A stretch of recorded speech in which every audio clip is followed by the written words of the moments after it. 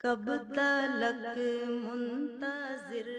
حضرت ابن عباس رضی اللہ تعالیٰ عنہ سے روایت ہے کہ نبی اکرم صلی اللہ علیہ وآلہ وسلم نے ارشاد فرمایا کہ اللہ تعالیٰ بندے کے 3 قسم کے گناہ معاف نہیں کرے گا۔ ان گناہوں کے علاوہ جس قدر گناہ ہوں گے ان کو معاف کر دے گا، لیکن ان 3 گناہوں کو کبھی معاف نہیں فرمائے گا، اور وہ یہ 3 گناہ یہ ہیں: اللہ تعالیٰ کے ساتھ کسی کو شریک ٹھہرانا، یعنی شرک اس قدر سنگین جرم ہے کہ شرک کرنے والے آدمی کا کوئی عمل قبول نہیں کیا جائے گا۔ دوسرا، جادو کرنا یا کروانا۔ جادو یہ وہ بدترین گناہ ہے جو آدمی کو ایمان سے خارج کر دیتا ہے۔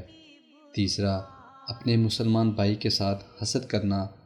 حسد یہ ایسا زہریلا گناہ ہے جو آدمی کی سالہ سال کی نمازیں ضائع کر دیتا ہے، تلاوت، صدقات اور دیگر عبادات ایک لمحے میں برباد کر دیتا ہے۔